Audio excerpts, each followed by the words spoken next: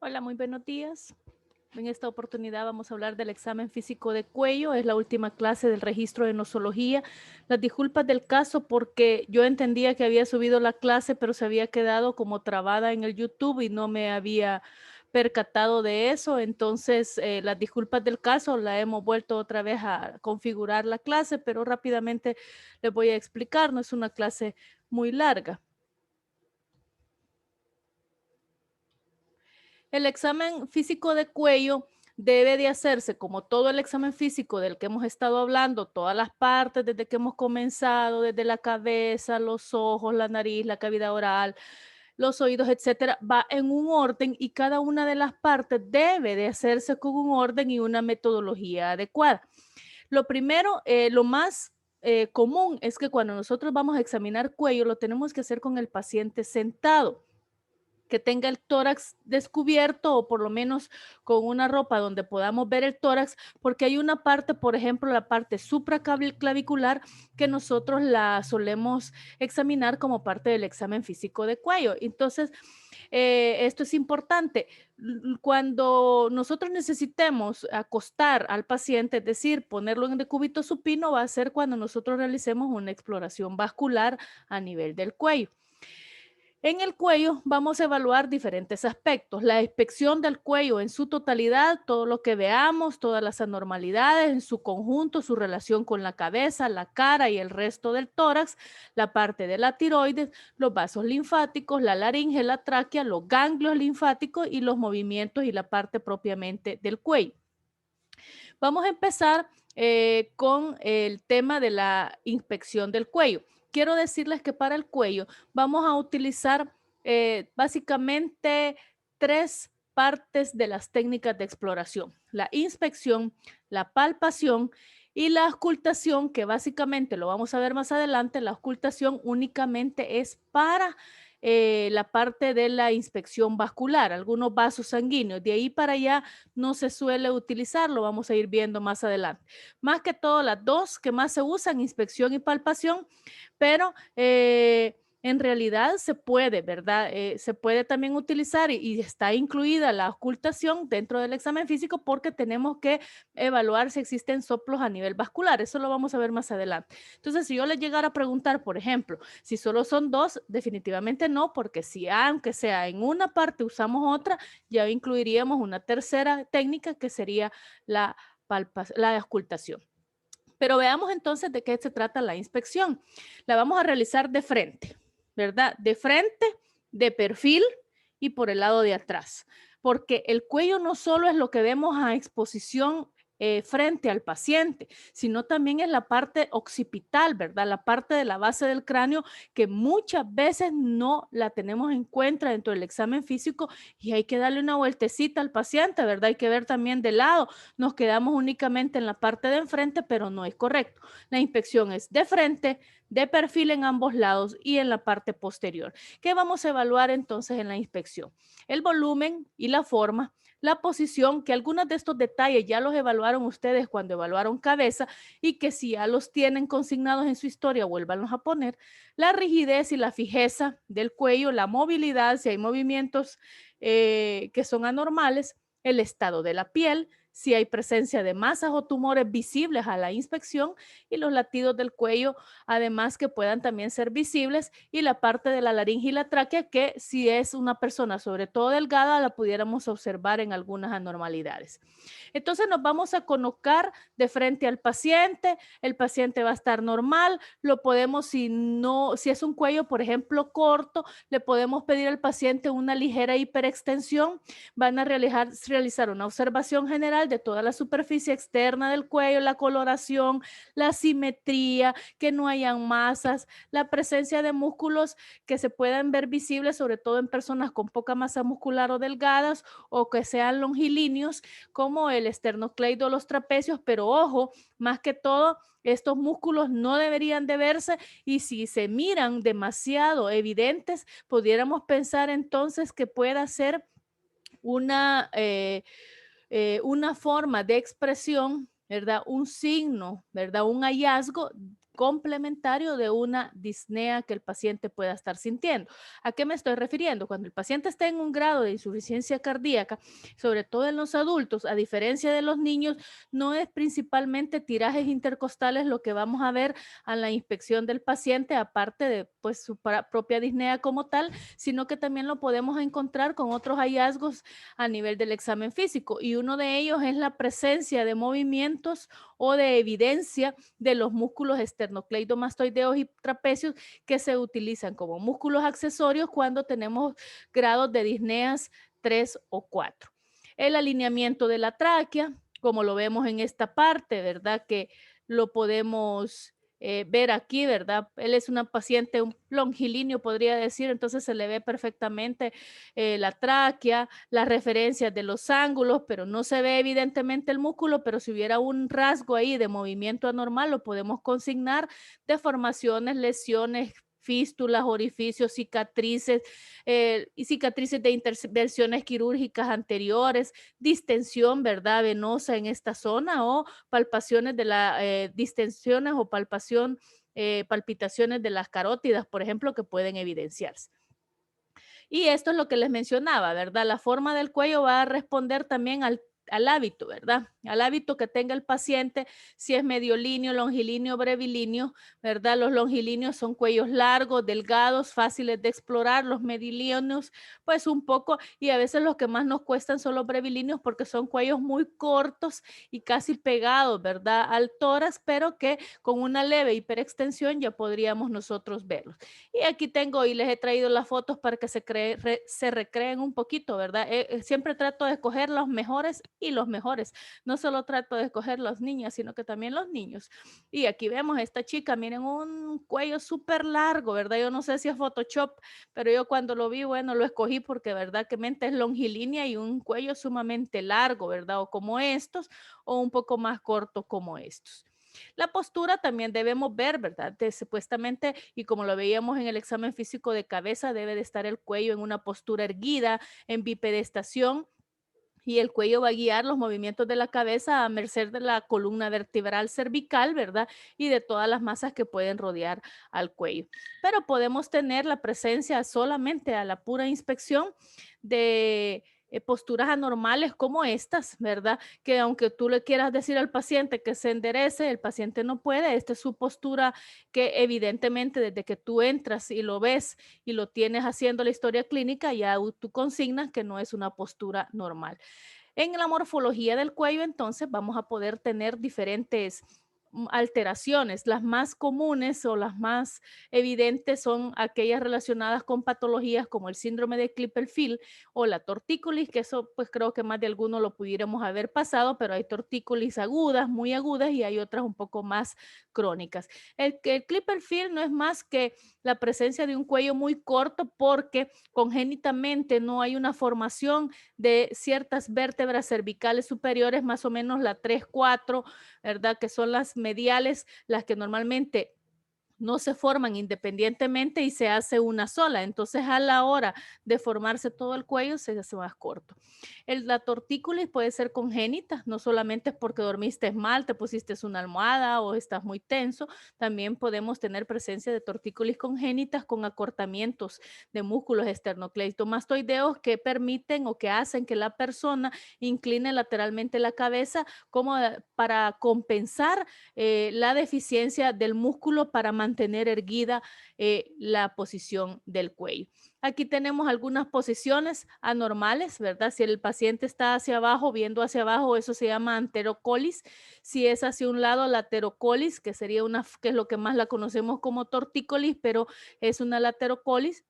Y retrocolis cuando tenemos tirada el cuello hacia atrás. Y aquí tenemos este bebé con tortícolis congénita, ¿verdad? Miren cómo está, es una belleza de bebé, pero el cuello está totalmente corto, ¿verdad? Aparte tiene corto y él mantiene, miren, mantiene su cabecita tirada hacia un lado porque hay una deficiencia también del esternocleidomastoideo. Entonces a este bebé les traigo las otras fotos porque hubo una cirugía, estos generalmente se corrigen quirúrgicamente y ya cuando la corregimos, mira, ya el niño ya puede mantener erguida su cabecita. El de Klippel-Feil decíamos que se debía a un trastorno congénito a través del cual ciertas vértebras a nivel cervical se fusionan, ¿verdad? Y no se forman independientemente. Entonces, al fusionarse, obviamente la longitud del cuello padece y podemos tener alteraciones que radiológicamente las vemos así, pero que a la inspección las vemos de esta manera.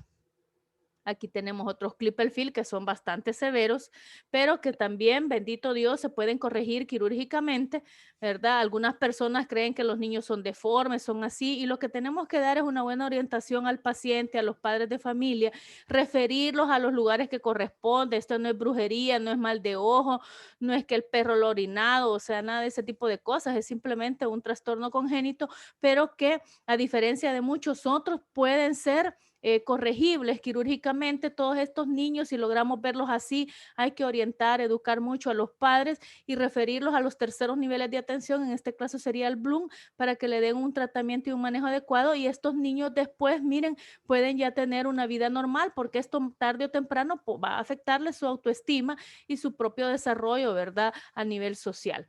Aquí tenemos una comparación de cómo se mira radiológicamente una placa de columna cervical normal con todas sus vértebras cervicales bien formadas, pero con una de Klippel-Feil ya la unión, miren, generalmente dos, tres aquí, ¿verdad? Que ya te hacen cuellos cortos como este, e incluso que tenga ciertas posiciones anormales compensatorias.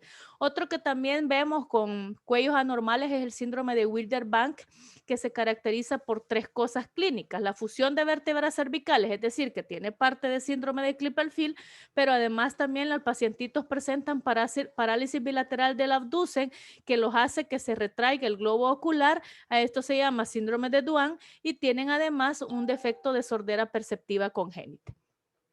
A la inspección del cuello, aparte de la forma, la posición, etcétera, vamos también a ver la parte frontal y vamos a vernos un poquito más allá. Tenemos que ver esta parte mediastinal y tener que ver si no hay distensiones venosas con circulación con la colateral en esta área, la presencia de arterias o venas que se puedan ver, miren, en esta área, como en esclavina, ¿vea? Y edemas que corresponden generalmente a síndromes mediastinales, ¿verdad? Entonces hay que tener el edema, y por el otro, circulación, hay que pensar en un síndrome mediastinal.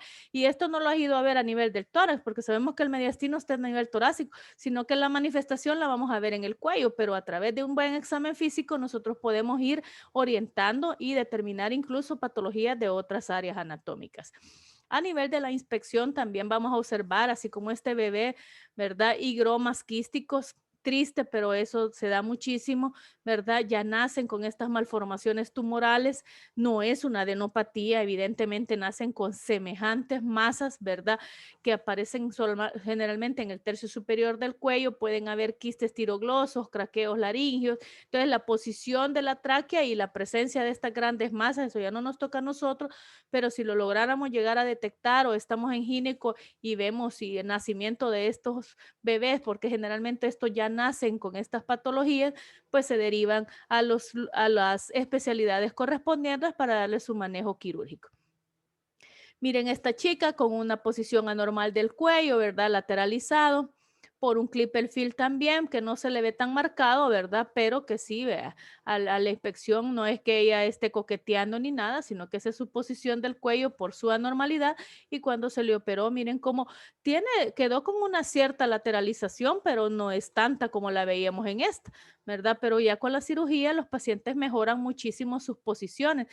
Me encanta esta foto porque ella es una pacientita con una tortícolis muscular congénita por un Klippel-Feil, ¿verdad? Bastante severo. Entonces, si le ven la carita a ella, ¿verdad? Vean la expresión facial, las facies de la paciente, ¿verdad? Un poco como apenada, con sus facies un poco tristonas, ¿verdad?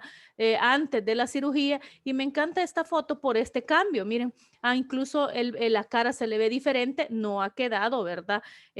La corrección anda por un 50-60%, pero si ustedes comparan esta con esta, evidentemente es mucho mejor. Y si le ven la expresión de la cara y ella está pintadita, maquillada, su expresión de su autoestima ha cambiado solamente con una pequeña corrección. Y eso es ya no se le corrigió al 100%, porque algunas veces eso ya depende de los cirujanos, pero por lo menos va a mejorar su postura, porque esto va a dañar también toda la columna vertebral y va a ir dañando otras partes también del cuerpo. Aquí tenemos las inclinaciones laterales, otro clip al fil, pero bastante severo. Y también debemos de evaluar la movilidad del cuello. La movilidad del cuello la podemos evaluar en 3 movimientos principales: la extensión, la flexión, la rotación derecha, izquierda, y las flexiones lateral derecha y lateral izquierda. Entonces tenemos extensión y flexión puramente. La rotación, que va a ser derecha e izquierda, y la flexión lateral derecha e izquierda. Esos son los 6 movimientos principales. Aquí están más o menos de una forma diferente como los podemos nosotros visualizar. Y en reposo generalmente también vamos a evaluar en el cuello a nivel frontal lo que son las arterias del cuello. Vamos a evaluar la parte vascular, tanto arterias como venas. Vamos a hablar primero de las arterias. Normalmente son visibles, a veces tenues latidos carotídeos, excepto en jóvenes a veces muy delgados o muy atléticos, que suele verse un poquito más de latido como pulso subclavio arriba de las supraclaviculares, y a veces hasta un poco supraesternal, que no necesariamente es patológico, pero son porque son atletas o son muy delgados, tienen muy poca masa muscular. También en estados emotivos o en sobreesfuerzos físicos agudos o transitorios, ¿verdad? En subir gradas o hacer ejercicios extremos, etcétera, pudimos ver alguna inspección de latido, pero cuando ha pasado el evento y volvemos nuevamente a inspeccionar al paciente, ya no tenemos este tipo de alteración. En otros casos, como por ejemplo síndromes febriles, anemias o hipertiroidismo, podemos incluso observar latidos arteriales netos y amplios, ¿verdad? Y en la hipertensión arterial, como hay un aumento de la presión diferencial por aumento de la presión sistólica, también podemos observar, y cuidado, ¿verdad? Cuidado que no confundir la parte de las arterias con la parte venosa yugular. Debemos de realizar evidentemente la palpación de las arterias del cuello. Esto lo veíamos cuando estábamos viendo signos vitales, y aquí en el cuello se hace importante palpar la parte de las arterias, sobre todo carotídeas, para poder determinar o descartar que el paciente pueda sufrir de insuficiencias valvulares aórticas en todo tipo, ¿verdad? Porque una de las formas fáciles, porque no necesitamos grandes estudios de gabinete, sino que con una simple palpación del cuello ya ustedes pueden sospechar en una insuficiencia aórtica en cualquiera de sus formas. ¿Y cómo lo vamos a ver? Por ejemplo, podemos tener latidos arteriales amplios, o lo que nosotros llamamos bailes arteriales, que están relacionados directamente con insuficiencias valvulares aórticas graves, ¿verdad? Un latido cervical unilateral, por ejemplo, que encontré, puede incluso ser indicativo de un aneurisma de la subclavia o incluso de la carótida, y el paciente no se ha dado ni cuenta, y simplemente con un examen físico como este, que a veces dejamos pasar, podemos salvarle la vida al paciente y hacer que tenga un manejo y un tratamiento pues a tiempo, para que no tenga mayores complicaciones. Vaya, miren, esto es lo que yo les llamaba de las insuficiencias aórticas. Miren, aquí tenemos danzas arteriales, que también se le llama pulso de Corrigan, o también pulso saltón, le llaman en algunas otras literaturas. Es cuando el ascenso del pulso carotídeo es muy intenso y muy rápido, pero tú aquí no solo lo vas a palpar, lo vas a ver. Y si tú estás viendo esta danza arterial, ojo que dónde está, miren la localización, no estamos hablando aquí, porque aquí ya están las yugulares. Miren dónde está esta danza arterial. Cuando ustedes vean este paciente, no necesitan ser cardiólogos para sospechar que el paciente está sufriendo una insuficiencia aórtica. Evidentemente, ustedes van a tener que referirlo inmediatamente al servicio de cardiología o a una evaluación cardiológica, pero a lo mejor fueron ustedes los que descubrieron, y lo importante que es darle al paciente y mostrarle el camino adecuado que debe de seguir. Aquí les he puesto en la clase 2 links de YouTube, para que si se quieren recrear un poquito más en este tema de los pulsos arteriales a nivel del cuello, puedan tener un poquito más de orientación. Entonces decíamos que las arterias del cuello las vamos a inspeccionar y las vamos a palpar. Podemos tener otras anomalías como la disminución o ausencia de latidos carotídeos que normalmente suelen ser indicativos de obstrucciones arterioscleróticas. También podemos tener la presencia de frémitos cervicales y frémitos continuos en donde normalmente están relacionados a fístulas aortopulmonares o a conductos aórticos persistentes que ya son patologías normalmente congénitas. Una vez hemos evaluado las arterias, vamos a pasar a evaluar las venas del cuello. En esta parte lo que nos importa es la turgencia, que es la expresión de la presión venosa de toda la parte sistémica y también las pulsaciones venosas, que lo que nos traduce es parte del ciclo cardíaco y las principales alteraciones.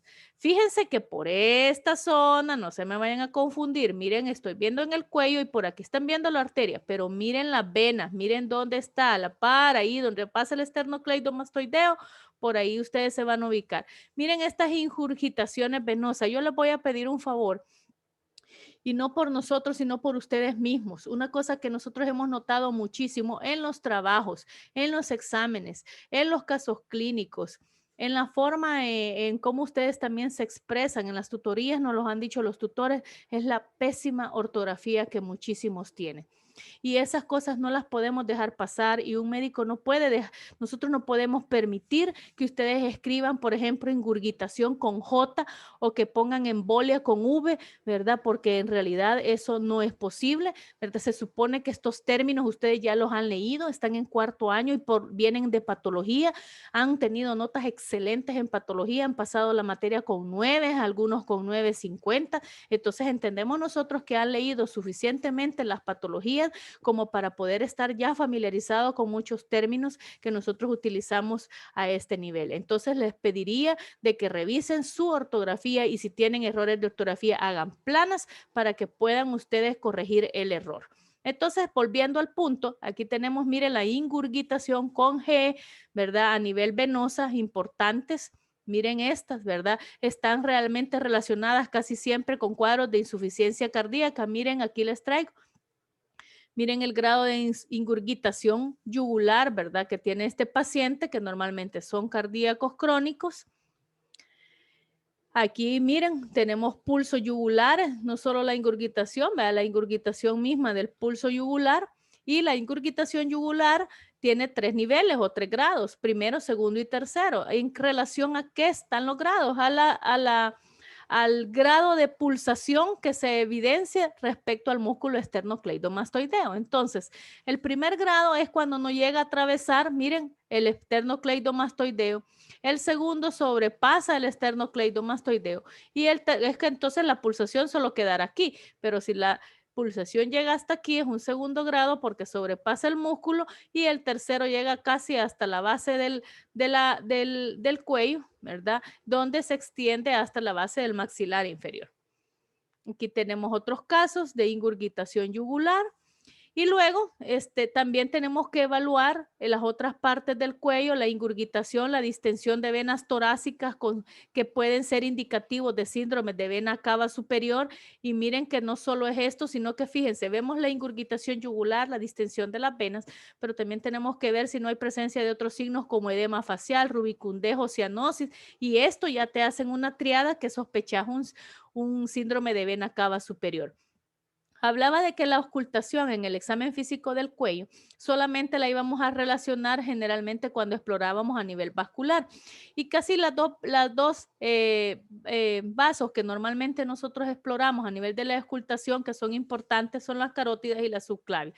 Las carótidas, porque vamos, ¿y qué es lo que vamos a buscar en la auscultación? Los soplos, propagaciones de un segundo ruido y lo vamos a evaluar, decíamos, de forma supina con el paciente acostado, con el decúbito supino. La vamos a evaluar previamente, que ustedes ya han evaluado lo del pulso, de la ingurgitación, lo que hemos visto anteriormente, y generalmente podemos encontrar soplos sistólicos que estén compatibles con estenosis por aterosclerosis. Aquí me gustaba mucho porque algunas veces cuando estábamos viendo signos vitales, ustedes me preguntaban, la otra parte del estetoscopio, la más pequeñita, la campana más pequeña, la pueden utilizar, miren, para poder auscultar vascularmente a nivel del cuello. Entonces pueden usar esa otra parte, no la más grande, sino que la pequeñita, porque son un poquito más específicos, son campanas que pueden detectar ruidos un poco más agudos y específicos y aquí nos sirve muchísimo. Va a estar en decúbito dorsal, ligeramente elevada la cabeza, si no le ponemos una pequeña almohada para que puedan ustedes evaluar bien. La cabeza debe estar girada del lado opuesto al que ustedes están evaluando y se va a evaluar primero la parte una parte y después la otra, generalmente derecha y después izquierda. Y le pueden también pedir al paciente que contenga la inspiración mientras ocultemos para que puedan ustedes detectar alguna anormalidad. Lo normal, ¿cuál va a ser? Que no escuchen nada, ¿verdad? Ni siquiera la transmisión de los ruidos cardíacos. Y lo anormal es algún soplo. Algo que generalmente detecte una estenosis o una transmisión de un soplo cardíaco desde las carótidas. Y también la subclavia la podemos evaluar a nivel de la auscultación, a nivel de la región supraclavicular podemos encontrar soplos sistólicos, lo vamos a evaluar en esta zona, más o menos también podemos encontrar soplos en a nivel de un poquito más abajo de la primera costilla que normalmente están relacionados con síndromes del escaleno, ¿verdad? Pero casi siempre vamos a hacerlo a nivel supraclavicular. Después de que hemos evaluado la parte vascular, nos vamos a ir a la parte de la tráquea. Estamos evaluando la inspección del paciente y vamos a detectar si no tiene desviaciones laterales o permanentes o síndromes pseudocavitarios, ¿verdad? Que desvíen la tráquea, ¿verdad? O atelectasias del lóbulo superior que también desvíen la tráquea, que lo podamos ver. No siempre se puede observar, les decía, esto casi siempre se observa en pacientes delgados o con poca masa, pero si ustedes sospechan en la placa de tórax se tiene que ver y confirmar que la tráquea está en posición anormal. También podemos tener otros signos, que es el signo de Oliver y el signo de Cardarelli, que estos se dan en dilataciones de arco de la aorta. En el signo de Oliver vamos a ver un tironeo rítmico del cricoides al tocarlo con los dos dedos. Entonces vas a sentir, ¿verdad? El tironeo rítmico. Y el otro que es bastante común es este que vemos en esta foto, que es el de Cardarelli cuando pulsamos al llevar vemos o sentimos pulsaciones al llevar la tráquea hacia un lado y al otro. Entonces mueves la tráquea suavemente y entonces empiezas a sentir las pulsaciones. Bueno, una vez hemos evaluado la parte del cuello, las arterias, la tráquea, nos vamos a pasar a la otra parte que es los ganglios linfáticos. Los ganglios linfáticos son importantes para poder detectar nosotros la presencia de aumento del tamaño de los ganglios linfáticos que se denomina adenopatías. La técnica utilizada para esta parte es la palpación y le vamos a pedir al paciente que mantenga su cabeza y su cuello en una posición normal y relajada. No que esté tenso, ¿verdad? No que la esté moviendo, sino que tranquilo como el paciente normalmente anda. Los ganglios linfáticos no deben palparse, lo normal es no palpar, no tener ganglios linfáticos, sino que lo que vamos a ir nosotros es evaluando cada una de las ubicaciones de los principales ganglios linfáticos, pero lo normal es no palparlos y cuando ya lo palpamos, entonces es una adenopatía y por lo tanto es una anormalidad. No solo vamos a evaluar la parte frontal, también vamos a palpar la parte posterior a nivel de la parte occipital. Aquí tenemos ya la presencia. Algunos pueden ser evidentes, no todos pueden ser evidentes, pero miren, pueden aparecer ganglios linfáticos a nivel occipital o de la parte de la base del cráneo y los más comunes en las partes anteriores del cuello. Para poder ustedes evaluar los ganglios linfáticos deben de palparlos siguiendo un orden sistemático y esto es fundamental. Van a empezar primero preauricular, retroauricular, luego se van occipital, luego vas aquí casi a la base del lóbulo de la oreja, empezando aquí, tonsilar amigdalino, te vas en medio, submaxilar, submentoniano y luego te vas a la cadena cervical superficial, la cadena supervical posterior y profunda. Es como unas 3 líneas que vas a hacer en cada parte del hemicuello y luego por último terminas en la parte de las supraclaviculares. Vamos a empezar con cada una de las localizaciones rápidamente. Los ganglios preauriculares se localizan delante del trago, aquí y delante del pabellón auricular. Generalmente los drenan la frente, la región temporal, el conducto auditivo externo, procesos parotidios, el oído medio. Es decir, que patología óptica puede llegar a tener una incidencia en el aumento de un ganglio preauricular. Después nos vamos, miren, en esta zona, en los retroauriculares o mastoideos que están sobre el mastoides, y luego nos vamos hacia la parte de atrás aquí, que son los occipitales, suboccipitales o nucales. Nos vamos luego al tonsilar o amigdalino, al submaxilar aquí en medio, y luego vamos al submentoniano. Luego vamos a la cadena cervical superficial, a la posterior y a la profunda. Aquí están las ubicaciones, ¿verdad? La superficial y profunda, ¿verdad? Los supraclaviculares que siempre deben de palparlos. Esta parte pareciera que no es del cuello, pero cuando ustedes terminen de realizar el orden de la palpación de los ganglios linfáticos, siempre van a terminar en los supraclaviculares por la presencia importante de algunos. Argente menciona que algunos drenajes linfáticos importantes de grupos ganglionares principales, no lo voy a repetir porque aquí los tienen y también en su libro de texto para que los puedan ver. Y acuérdense, deben examinar de preferencia simultáneamente, ¿verdad? A ambos lados al mismo tiempo, ¿verdad? Con el dedo índice y medio y haciendo un pequeño movimiento de rotación. ¿Por qué razón pedimos esto?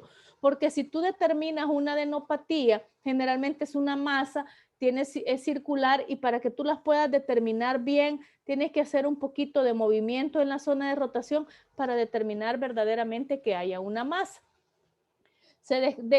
Cuando ya hayas determinado que existe una masa, no solo te vas a quedar con que hay una adenopatía y vas a poner en la historia clínica adenopatía tonsilar, submaxilar, submentonánea, retroauricular, donde la hayas encontrado le vas a poner el apellido.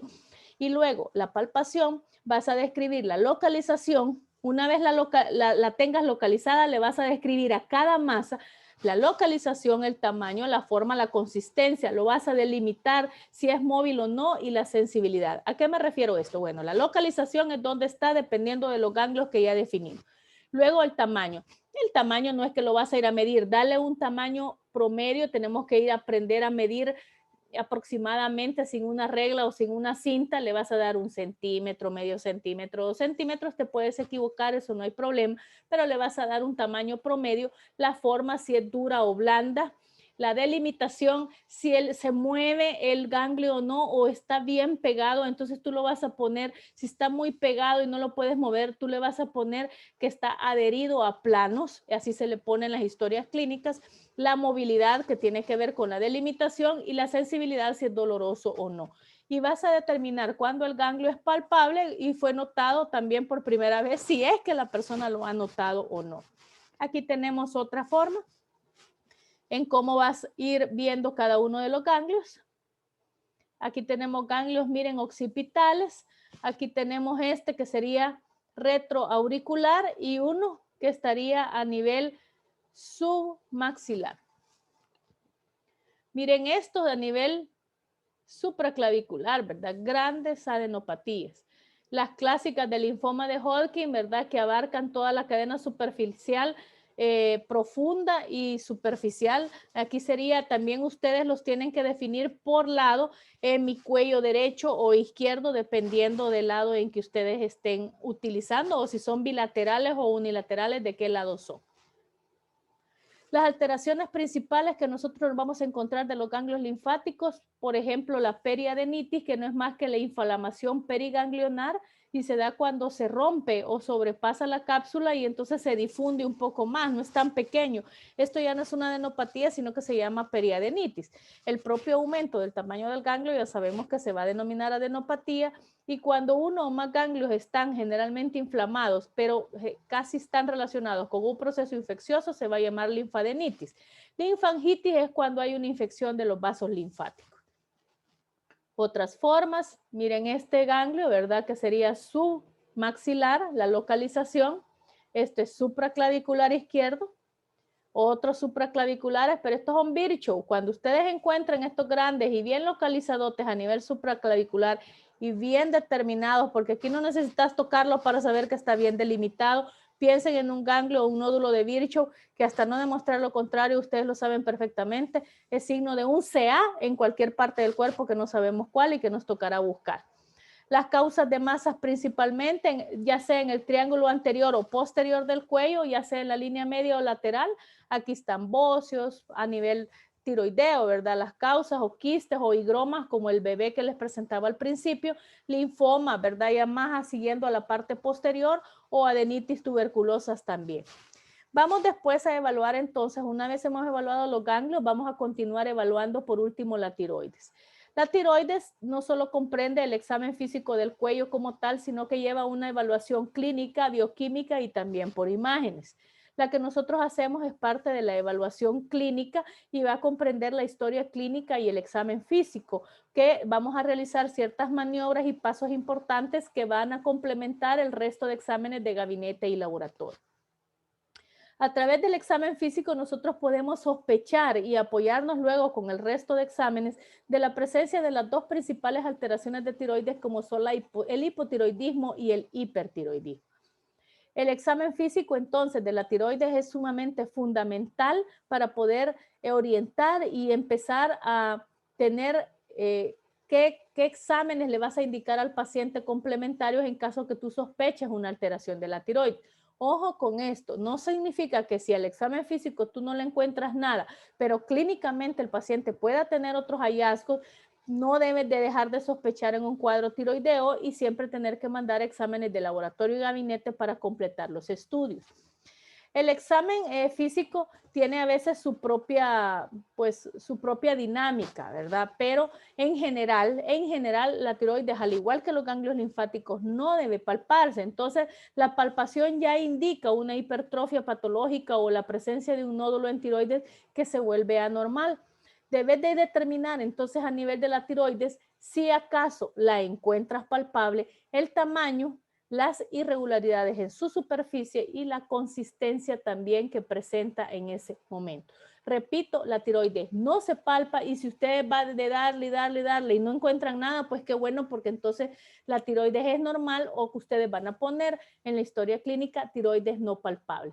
Pero si encuentras un nódulo o aumento, entonces la forma, el tamaño, la posición, la consistencia, su relación con tejidos adyacentes y palpan las cadenas ganglionares que ya han palpado anteriormente para ver si no hay otras alteraciones o hallazgos.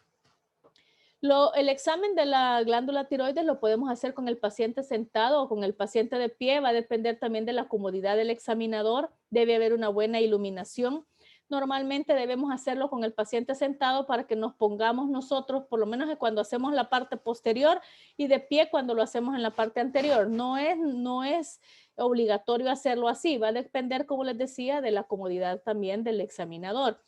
El tórax debe de estar descubierto de preferencia para poder no tener cuellos hasta aquí todo, ¿verdad? Debemos tener descubierto el área que vayamos a examinar y podemos tener dos tipos de exámenes o dos maniobras en la parte posterior o en la parte de atrás o en la parte anterior, pero debemos siempre evaluar todos los planos del cuello, el plano anterior, el plano posterior y la parte lateral, ¿verdad? Primero desde ambos lados para ver si no vemos algún aumento de tamaño, que esto tendríamos que haberlo visto allá en la inspección, y la parte submandibular que también es importante. Podemos incluso en algunos pacientes, por ejemplo, con bocio, llegar en la inspección ya a presentar un aumento del tamaño del cuello que allá en la inspección tenías que haberlo consignado y que vienes a confirmarlo con el examen físico de tiroides. Vas a verla por delante, otra vez el cuello, revisar más la parte tiroidea, pedirle al paciente que haga una pequeña hiperextensión. Recuerden que la tiroides está... el istmo de la tiroides está justamente debajo del cartílago cricoides a nivel del segundo o tercer anillo traqueal. Entonces, en los hombres es bien fácil, ¿verdad? Porque si tienen lo que decimos la manzana, ¿verdad? Le dice la gente que es el cartílago cricoide, es bien fácil abajito ya encontrar rápidamente la tiroides para que ustedes lo puedan palpar, y en las mujeres es un poquito más difícil. Debe de comprobarse la posición de la tráquea, ¿verdad? Normal o desplazada, sobre todo si hay masas cervicales intratorácicas que también pudieran llegar a afectar la presencia de la tiroides. Y normalmente debemos tener una tráquea pues que esté alineada y sin alteración.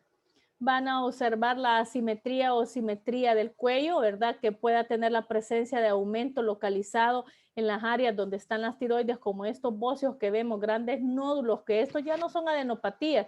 Miren dónde se encuentra el nódulo que está más en relación, aquí tal vez podríamos decir casi normal, pero ha agarrado una gran cantidad del plano de cervical, pero más parece tiroides y no tanto una adenopatía.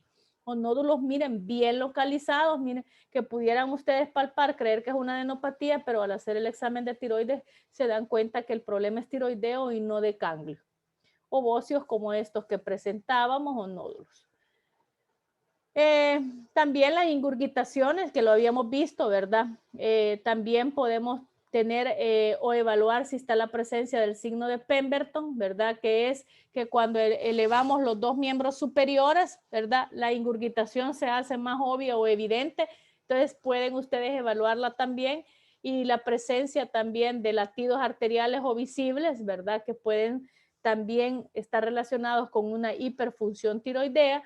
La deglución, ¿verdad? Pidámosle al paciente que trague su propia saliva para ver el ascenso o descenso de nódulos tiroideos, sobre todo los que son visibles. Y la palpación puede darse, como les decía, en dos maneras, posterior y anterior.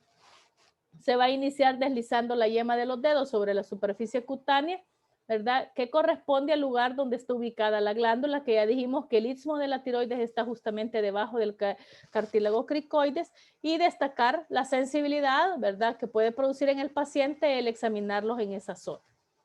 Para nivel posterior, es decir, posterior es que nosotros como examinador nos vamos a poner atrás del paciente y desde atrás tú le vas a examinar la tiroides.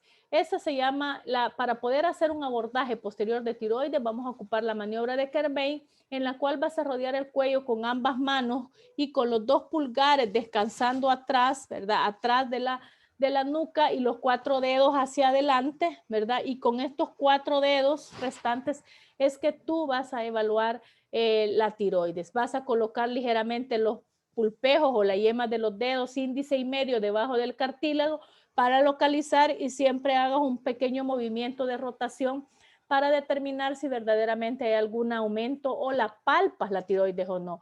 Vas a repetir la maniobra, tienes las manitas ahí puestas y le vas a pedir al paciente que trague su propia salida. Si no puede tragar, lo ideal fuera que tuviera un vasito con agua, darle un poco de agua al paciente y que trague esa agua mientras tú lo estás examinando. Y luego le vas a pedir al paciente que incline ligeramente la cabeza hacia el lado izquierdo para que palpen un lóbulo y luego un poquito al otro lado para el lóbulo siguiente. Y aquí está como nosotros desde la parte posterior podemos evaluar la tiroides a través de la maniobra de Kerbein.